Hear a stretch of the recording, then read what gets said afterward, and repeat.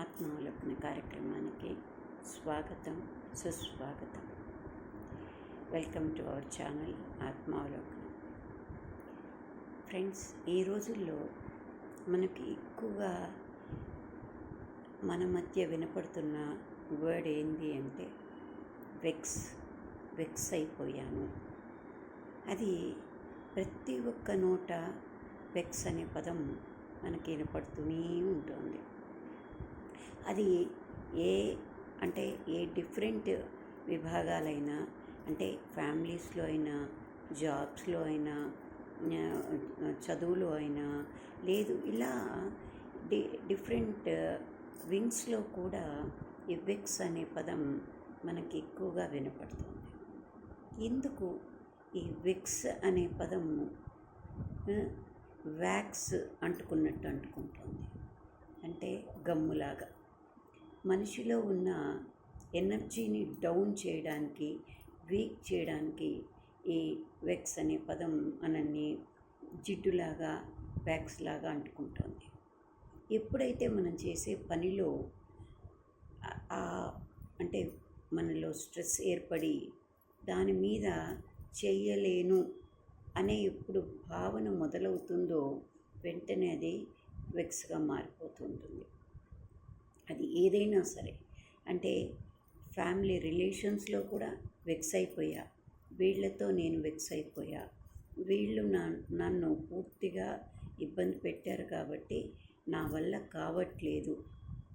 నిజమే, కానీ ఆ వెక్స్ అనే పదం నుంచి రిలాక్స్ అనే పదంలోకి మనం రావాలి అంటే ఏం చెయ్యాలి, ఎలా ఉండాలి, ఆ వెక్స్ని మనం ఎలా డామినేట్ చేస్తూ మనల్ని మనం రిక్రియేట్ చేసుకోవాలి, లేదే ఆ సమస్యను ఎలా దాటాలి, లేదు ఆ ఎక్కువ వర్క్ లోడ్ని ఎలా డివైడ్ చేసుకొని దాన్ని మనము మనకు అందుబాటులో, మన శరీరానికి, మన మనసుకు తగ్గట్టుగా చేసుకోవాలి అనేది ముందు టైం మేనేజ్మెంట్. దానివల్ల మనకు వెక్స్ అనేది తగ్గుతూ ఉంటుంది వర్క్లో. అదే మానసికంగా పర్సన్స్తో కానీ, లేదు వేరే ఏదైనా ఎవరితో అయినా కానీ వెక్స్ అయిపోయినప్పుడు దాన్ని ఎలా రిక్రియేట్ అవ్వాలి, ఎలా దాన్ని డామినేట్ చేసుకొని మన మనస్సును వెక్స్ నుంచి పక్కకు రిలాక్స్ వైపు అడుగు వేసేటట్టు చేసుకోవాలి అనేది మనం క్రియేట్ చేసుకోవాల్సి ఉంటుంది. లేదు దాన్ని పెంచి పోషించాము అంటే ఆ వెక్స్ అనేది మనని చాలా వీక్ చేసి మనకు వేరే ఆలోచన రాకుండా ఆఖరికి వెనక్కుపోయేట్టు, దాంట్లో కూరుకుపోయేట్టు మనకు అది చేస్తూ ఉంటుంది.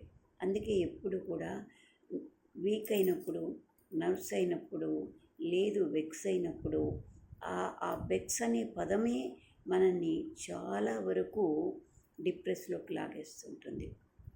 అంటే నేను భరించలేనంత అనే భావన మనల్ని మనసులో పదే పదే ఆలోచన వచ్చినప్పుడు అది నిజంగానే భరించలేనట్టుగా మారిపోతూ ఉంటుంది. కాబట్టి ఎప్పుడు మనం రిలాక్స్ వైపు అడుగులు వేసేట్టే ఉండాలి. డిప్రెషన్ వస్తోంది అంటే మన మోతాదు మించుతోంది అన్నప్పుడు ఆ వెక్స్ నుంచి రిలాక్స్ అనేది మనమే క్రియేట్ చేసుకోవాలి. ఏది మన మనస్సును తృప్తిగా, మంచిగా రిక్రియేటెడ్. అందుకే హ్యాబిట్స్ అనేది చాలా మనకు సైడ్లో ఏదో ఒక రిక్రియేషన్కి ఉపయోగపడుతుంటుంది. ఈవెన్ మ్యూజిక్ వినొచ్చు, లేదు మనం పుస్తకాలు చదవడము, లేదు ప్రతి మనిషికి ఒక వ్యాపకం, ఏదైనా ఒక ప్రొఫెషన్, లేదు ఏదైనా ఉన్నా కూడా ఉద్యోగం కానీ, ప్రొఫెషన్ కానీ, అదర్ దాన్ హౌస్ వైఫ్గా కానీ, లేదు చదువుకునే పిల్లలు కానీ, ఎవరైనా ఆ వెక్స్ నుంచి పక్కకు తప్పుకోవడానికి ఎప్పుడు కూడా ఒక హ్యాబిట్, మనకు ఒక మంచి హ్యాబిట్ని, మన నర్వ్స్ని రిక్రియేట్ చేసే హ్యాబిట్ని మనం అలవర్చుకోవడం చాలా అవసరం. అది ఉన్నప్పుడు ఈ వెక్స్ మనల్ని వీక్ చేయదు, వ్యాక్స్ లాగా పట్టుకోదు. దాని నుంచి మనము ఆ జిడ్డు పట్టకుండా మనం ముందే జాగ్రత్త పడ్డట్టయితే అది మన మనసుకు భారంగా కాకుండా రిక్రియేషన్గా, రిలాక్స్గా మనం నడిచేటట్టుగా తయారు చేస్తూ ఉంటుంది. అందుకే హ్యాబిట్ అనేది ఒక మంచి హ్యాబిట్ మనకు అలవాటు పరచుకోవడం అనేది మనకు చాలా అవసరం. నేను ఈ ప్రొఫెషన్లో బిజీగా ఉన్నాను, లేదు నేను ఈ పనిలో ఎక్కువ నిమగ్నమైపోయి ఉన్నా, ఏది కూడా అతి అనర్థానికి చేటు అంటారు కదా.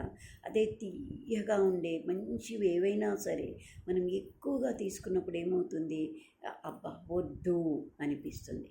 అలానే అదే రిలేషన్స్ కావచ్చు, లేదు అంటే మాటలు ఎక్కువగా మాట్లాడినప్పుడు దాంట్లో నుంచి ఏదో ఒకటి మనకు వెక్స్గా అనిపిస్తుంటుంది.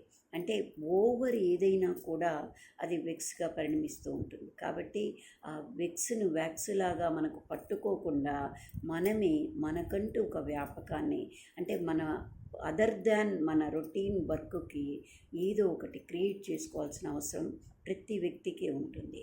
ఈ రోజుల్లో ఎక్కువగా అది ఎక్కువైనప్పుడు ఏమైపోతుంది, డిప్రెస్లోకి వెళ్ళడం, వా వాళ్ళ వాళ్ళ కంట్రోల్ దాటడం, అంటే వాళ్ళు అంటే ఎవరమైనా కంట్రోల్ దాటడం, మనకు బోరింగ్గా మారడం, లేదు ఏ పని మీద శ్రద్ధ రాకపోవడం, నిస్సత్తువుగా ఉండడం, ఇవన్నీ జరుగుతూ ఉంటాయి. ఇది రొటీన్ లైఫ్.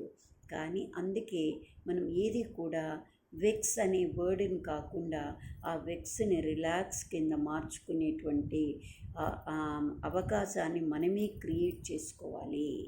అది చేసుకున్నప్పుడు ఏది కూడా మనల్ని తాకదు.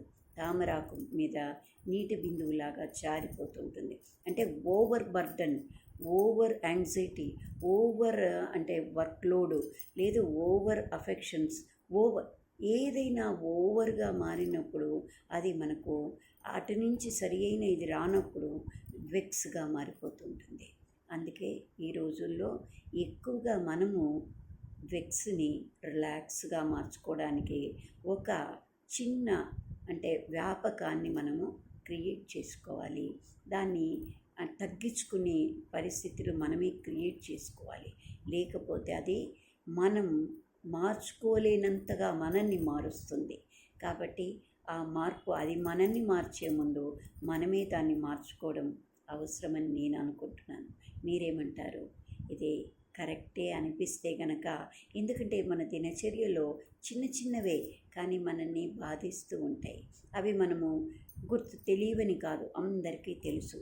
కానీ మనం దాన్ని ఎక్కడొక్కడ విన్నప్పుడే మనకు కొంచెం మన మనసు మళ్ళా దాన్ని ఆలోచించడానికి అవకాశం కలుగుతూ ఉంటుంది. కాబట్టి అలా గుర్తు చేసుకుంటూ మన ఆత్మావలోకనంలో మరిన్ని మాటలతో మరొక్క వీడియోలో కలుసుకుందాం. ఈ మాటలు నచ్చినట్లయితే లైక్ చేయండి, సబ్స్క్రైబ్ చేయండి, షేర్ చేయండి. చిన్న మాటే అయి ఉండొచ్చు, కానీ అది పనికొచ్చే మాటగా మారుతుంటాయి కొన్నిసార్లు. మనము ఎన్నో పుస్తకాల్లో ఎంతో చదువుతుంటాం, కానీ దాంట్లో ఒక చిన్ని మాటే మనల్ని కదులుస్తూ ఉంటుంది, మనసుకు హత్తుకుంటూ ఉంటుంది. అందుకే చిన్న పనైనా శ్రద్ధతో చెయ్యి అంటారు, చిన్న మాటైనా మనసు హత్తుకునేట్టు విను అంటారు. అలా విన్నట్లయితే మన మనసు రిలాక్స్కు గురవుతుంది. ఆ రిలాక్స్ ఒక రిలాక్సేషన్తోనే కాదు, మన బాడీకి హెల్త్ పరంగా కూడా ఎంతో ఉపయోగపడుతూ ఉంటుంది. అవునంటారా కాదంటారా? Thank you.